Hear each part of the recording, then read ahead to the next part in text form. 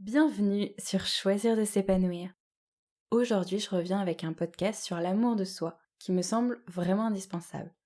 Je vois beaucoup de gens qui vivent des expériences vraiment inconfortables, voire douloureuses, et qui restent dans des situations qui ne leur correspondent pas parce qu'ils manquent d'amour pour eux-mêmes. L'amour, c'est un besoin vital et malheureusement, on préfère souvent un semblant d'amour, un amour conditionné, que pas d'amour du tout. Je vais t'expliquer dans ce podcast pourquoi il est vraiment indispensable de s'aimer soi-même et finalement pourquoi apprendre à t'aimer et à te faire passer en priorité devrait, selon moi, devenir ta nouvelle priorité. Je m'appelle Sophie, je suis coach de vie, je partage des connaissances et des astuces concrètes pour s'aimer davantage ainsi que pour vivre une vie plus sereine et plus épanouie. N'hésite pas à t'abonner si mon contenu t'intéresse et à mettre la petite cloche pour ne louper aucune vidéo ou podcast. J'ai déjà fait une vidéo qui explique ce qu'est l'amour de soi et qui donne des pistes pour le développer. Si tu ne l'as pas encore regardé, je pense que le mieux c'est d'aller la voir avant d'écouter ce podcast qui est complémentaire. L'amour de soi, je le rappelle, c'est la base de l'estime de soi. C'est la composante la plus essentielle, c'est notre socle. On pourrait aussi le voir comme des racines solidement ancrées dans la terre qui nous permettent de nous sentir stables et d'avoir cette sécurité affective. L'amour est un besoin vital. D'ailleurs, un enfant va se développer harmonieusement si et seulement si il reçoit une dose suffisante d'amour accompagnée d'un sentiment de sécurité. L'amour de soi est à la base de notre rapport à nous-mêmes et détermine aussi grandement les interactions que nous avons avec les autres et les liens que nous tissons avec eux. On se laisse souvent déposséder de l'amour de soi car on ne remplit pas son réservoir d'amour interne. On laisse donc le pouvoir à l'extérieur. J'attends de l'autre qu'il m'aime, qu'il me fasse me sentir aimable et aimée. Ce qui fait que si notre jauge d'amour est plus ou moins remplie, c'est uniquement grâce ou à cause des autres. Ça crée une dépendance. Ça crée d'emblée un déséquilibre dans la relation et ça donne à l'autre un certain pouvoir. Pouvoir de me faire me sentir mal parce que je dépends de cet amour pour me sentir relativement bien. Dans le pire des cas, la personne peut utiliser cette faille pour te nuire. C'est le cas des pervers narcissiques. Or, on ne peut pas être victime d'un pervers narcissique si on a une bonne estime de soi. Avoir de l'amour pour toi te crée un bouclier anti-pervers narcissique, ce qui est quand même assez pratique. Tu ne vas pas les intéresser car il n'y a pas chez toi cette faille dans laquelle ils ont l'habitude de s'engouffrer. Un manque d'amour pour soi appelle également la dépendance affective.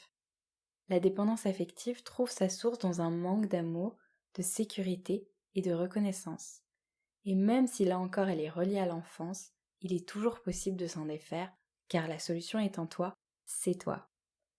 La dépendance affective vient d'une blessure qui a entraîné une peur insurmontable de l'abandon, du vide et du rejet. Quelqu'un qui souffre d'une dépendance affective particulièrement prononcée va être réellement incapable d'être épanoui en étant seul. Quand on souffre de dépendance affective, on a des attentes assez élevées envers les autres car on considère que c'est à eux de nous sauver, de nous apporter tout cet amour dont on a besoin. Il y a bien sûr beaucoup de degrés de dépendance affective, mais c'est toujours une souffrance. Et ça peut mener à des émotions démesurées, comme une grande période de déprime et de souffrance extrême après une rupture amicale. S'aimer inconditionnellement ne va pas totalement effacer la souffrance des ruptures, mais elle va beaucoup la diminuer. Car quand on a de l'amour pour soi, on ne remet pas tout en cause et on ne se sent pas complètement nul et sans valeur après chaque blessure. Tu l'auras compris, là encore, l'amour de soi, c'est la clé. S'aimer, c'est vraiment refuser de dépendre uniquement de l'amour des autres. Le manque affectif vient du fossé qu'il y a entre les attentes affectives et les possibilités de satisfaction. Quand on attend que l'autre nous donne tout, forcément, il va y avoir de la déception. Et finalement, quand on manque d'amour de soi, la déception est inévitable, puisqu'on attend que l'extérieur remplisse cette jauge d'amour, alors que, comme je l'expliquais dans ma vidéo, une partie de la jauge d'amour est inaccessible pour les autres, elle n'est remplissable que de l'intérieur. Avoir de l'amour pour soi nous aide à oser être soi. Encore une fois, s'aimer soi-même ou ne pas s'aimer conditionne nos relations aux autres. Quand il y a un manque d'amour, on a plus de difficultés à être soi et plus de facilité à rentrer dans des relations dysfonctionnelles. Parfois on sent bien qu'on n'ose pas totalement se montrer tel que l'on est, que l'on s'adapte trop à certaines personnes, ou encore que l'on n'ose pas s'affirmer, que l'on n'ose pas dire non. Et c'est finalement totalement normal puisqu'on a ce besoin vital d'amour. Tu sais déjà qu'on peut accepter beaucoup de choses par amour, et qu'on peut également accepter beaucoup de choses, de mots, de comportements, voire de la violence, en pensant que c'est de l'amour. Mais finalement, on s'efface et on se nie aussi énormément en espérant recevoir de l'amour. Quand on a un manque d'amour pour soi, on a plein de petits comportements dont on n'a pas forcément conscience, que l'on fait pour ne pas blesser l'autre, pour ne pas qu'il nous rejette, nous abandonne et arrête ainsi de nous nourrir d'amour. On peut notamment accepter des choses, des mots, des comportements, des pratiques, voire des pratiques sexuelles qu'on n'avait pas vraiment envie d'accepter. On peut aussi tout donner à l'autre, avoir besoin en permanence de se sentir utile pour espérer mériter cet amour. S'aimer inconditionnellement, indépendamment de ses réussites, forces, faiblesses, échecs, donne l'assurance d'être libre, de ne dépendre de personne. Il y a beaucoup de situations qu'on pourrait finalement éviter quand on a suffisamment d'amour pour soi et qu'on ne va pas désespérément le chercher ailleurs. Avoir de l'amour pour soi, c'est pouvoir prendre les bonnes décisions et les bonnes décisions au bon moment. C'est pouvoir dire oui quand je pense oui, non quand je pense non, et stop quand c'est stop. C'est notamment le cas des ruptures amoureuses. Quand tu manques d'amour de soi, il y a de fortes chances pour que tu restes accroché trop longtemps à quelqu'un qui ne te correspondait pas, tout simplement parce que tu es attaché à cet amour régulier et que tu as peur du vide qui pourrait survenir derrière. Je dirais que la première étape, c'est peut-être de voir si tu te reconnais dans certains comportements sociaux dysfonctionnels dont je viens de parler. Notre façon d'interagir et de gérer nos relations aux autres, et notamment aux personnes que l'on vient de rencontrer, est un bon indicateur. Dans tous les cas, renforcer l'amour de soi est rarement de trop. D'ailleurs, même des gens qui peuvent sembler arrogants compensent parfois par leur comportement un manque d'estime de soi. Finalement, c'est assez difficile de percevoir l'amour et l'estime que se porte réellement quelqu'un au-delà de son masque social. La deuxième étape pourrait être d'aller voir les croyances limitantes qui peuvent nous empêcher de développer de l'amour pour soi. On a tous des croyances sur absolument tout, sur le monde, sur la vie, sur les autres, évidemment des croyances sur soi. Une croyance, c'est une idée que tu penses vraie. C'est le point de départ de ta réalité. Très souvent, quand il y a un manque d'amour de soi profond, il y a une impression et donc une croyance qu'on ne mérite pas d'être aimé. Une croyance qui peut être « si je ne suis pas parfaite, je ne suis pas digne d'être aimée. Je n'ai pas le droit à l'amour quand je vais mal. Je ne mérite pas l'amour quand j'échoue. » Ou de l'amour conditionné à quelque chose qui pourrait arriver dans le futur. Je mériterai l'amour quand je serai enfin mince, quand j'aurai réussi à avoir du succès professionnel. Bref, tu l'as compris, les exemples sont multiples et je les vois très souvent. Si tu as particulièrement du mal avec l'idée de développer de l'amour pour toi et que c'est quelque chose qui te semble encore loin et un peu inaccessible, demande-toi à quoi tu conditionnes cet amour. Quelles sont les conditions que l'on doit selon toi remplir pour mériter l'amour? Que faut-il faire pour mériter cet amour? Et qu'as-tu fait toi qui t'interdise à présent d'être aimé? Et la réponse est rien.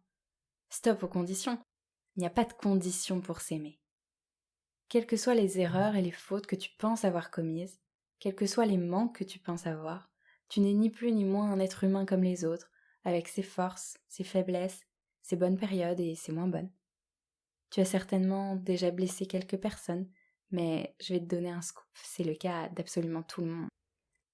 Quel que soit ce que tu te reproches, ça ne t'enlève pas le droit à cet amour. Peut-être que tu as besoin de passer par une étape de pardon envers toi-même. Mais je peux te l'assurer, la totalité de ce que tu es est digne d'amour. Une fois que l'on prend conscience de ces croyances limitantes, on effectue un travail, seul ou accompagné, pour s'entraîner à penser de façon plus positive et plus épanouissante. On remplace donc les croyances obsolètes par des croyances ressources, positives, sur le fait d'être digne d'amour, d'être capable de s'apporter ce dont on a besoin, etc. Et ensuite, on commence à s'écouter davantage et à se respecter. Écouter ses besoins, ses envies et agir en accord avec eux. Et puis évidemment, on teste plein de choses pour s'aimer davantage. Albert Einstein disait « La folie, c'est de faire toujours la même chose et de s'attendre à un résultat différent. » Il va donc te falloir faire des choses que tu n'as pas l'habitude de faire pour arriver à ce résultat qu'est l'amour de soi, sachant que la régularité, c'est la clé.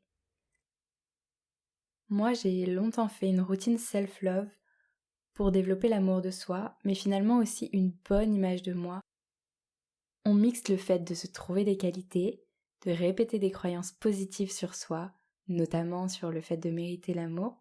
On se sourit dans le miroir, voire même après un certain temps on se dit « je t'aime » dans le miroir. Ça permet de commencer la journée par du positif et de construire, reconstruire ou renforcer son estime de soi. Ça peut évidemment être tout autre chose, tout ce qui peut te faire du bien et te faire progresser sur ce chemin d'amour. Et j'en reviens à la douceur et à la bienveillance dont je parlais dans mon podcast précédent.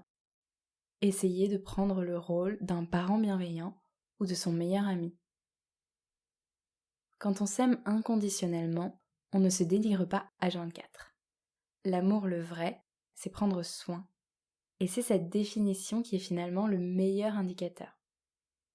Je suis dans l'amour de moi et je progresse sur ce chemin quand je prends soin de moi, quand je m'écoute, que j'ai de l'empathie, de l'indulgence pour moi, que je me réconforte, que je m'encourage, que je prends soin de mon corps, que j'investis du temps, voire de l'argent, dans mon bien-être physique et mental.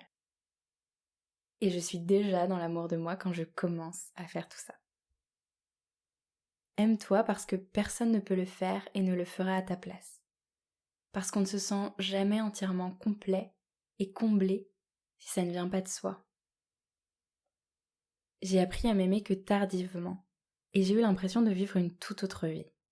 C'est vraiment goûter à la stabilité et notamment ne plus être aussi impacté par les rejets ou autres coups durs de la vie. Savoir que je suis moi, que ma valeur ne diminue pas à chaque déception, que je peux passer du temps de qualité avec moi-même, que je peux compter sur moi et que je suis capable de me faire passer en priorité. Finalement, s'aimer, c'est se sentir complet. Sentir qu'on est autonome, indépendant, sentir que l'on n'a pas besoin de quelqu'un d'autre pour exister, pour se sentir valorisé.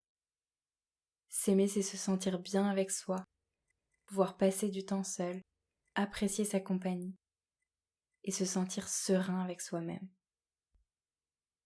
Et peu importe ce qui se passe à l'extérieur, je suis globalement stable et bien avec moi-même. Les événements impactent mes émotions, mais pas mon amour et plus généralement mon estime de moi. Je peux ainsi traverser une période de tristesse sans pour autant me sentir nulle et inutile. Alors oui, quand on part de loin, ça ne se fait pas du jour au lendemain, mais l'important c'est d'aller pas à pas dans la bonne direction. Il peut y avoir un certain nombre d'étapes avant d'y arriver, et apprendre à mieux se connaître peut en être une. Apprendre à se parler avec douceur et bienveillance en est certainement une autre, car on est plus que nombreux à avoir un dialogue intérieur pas encore affectueux et soutenant. Peut-être qu'il te faudra aussi revisiter certaines blessures et leur donner beaucoup d'amour et d'acceptation pour définitivement les penser. Le chemin est personnel, mais ce dont je suis certaine, c'est que tu peux le faire. Et finalement, peu importe où tu en es aujourd'hui, on peut toujours renforcer cet amour, s'aimer plus, s'aimer mieux, rajouter un peu d'acceptation, de bienveillance, prendre davantage soin de soi, peut-être à travers son dialogue intérieur, peut-être en prenant davantage soin de son corps. Et si là tout de suite ça te paraît insurmontable, liste 3 choses dont tu es fière et que tu n'aurais pas pensé réussir avant que cela se produise. Eh bien dis-toi que c'est pareil pour l'amour de soi. Une fois que tu l'auras développé, tu te rendras compte que c'était possible et tu en seras fier. Et comme disait Nelson Mandela, cela semble toujours impossible jusqu'à ce que ce soit fait. Voilà, c'est tout pour ce podcast. C'est la 2e fois que j'aborde le thème de l'amour de soi, mais c'est un sujet particulièrement important dont on ne parle pas assez à mon avis. On parle souvent de la confiance en soi, qui est certes une autre composante de l'estime de soi, mais ce n'est pas la même chose. L'amour de soi, c'est vraiment la base, les racines de l'arbre qui te permettent d'être solide et de t'élever vers le haut. Si ce podcast t'a plu, tu peux mettre un petit pouce ou un commentaire, c'est un bon indicateur pour moi pour savoir si tu as réellement apprécié ce contenu. Si tu souhaites aller plus loin, je fais des coachings personnalisés. Le lien de mon site internet Choisir de s'épanouir se trouve directement en barre d'infos. L'amour de soi et l'estime de soi de manière générale, c'est une thématique qui me passionne et dans laquelle je me spécialise, donc n'hésite surtout pas à prendre rendez-vous sur mon site. On se retrouve dans une prochaine vidéo et en attendant, prends soin de toi. Ciao!